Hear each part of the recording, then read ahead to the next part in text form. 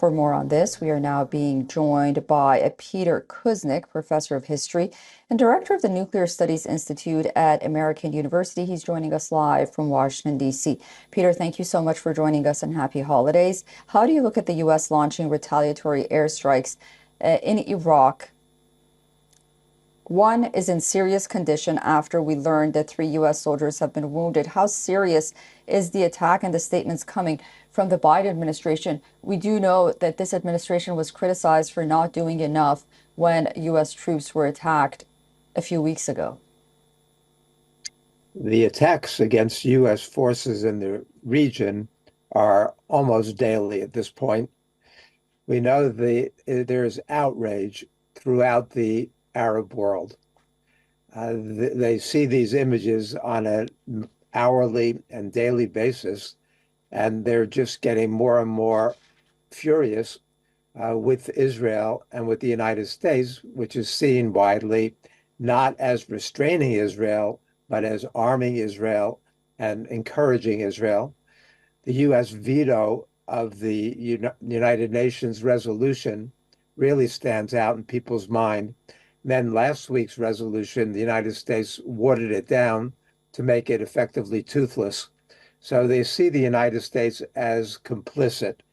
Without U.S. support, many believe that Israel would not be able to carry out this destructive war against the people of Gaza. We know from recent polling that 96% of Saudis want their government to break diplomatic relations with Israel. So there's just the United States responded, but the United States is going to continue to be the target.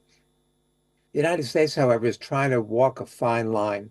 On the one hand, Biden is trying to avoid an escalation of the situation. We know that Hezbollah in Lebanon could get involved. We've got these militias in Iraq and Syria. We already have the flare-up in the Red Sea with the Houthis attacking the shipping in the Red Sea. We are so close to a bigger, more destructive, expanded war that people fear could eventually turn into World War III. So everybody's trying to tamp that down, but there's so much anger and emotion in the region that it's difficult to do.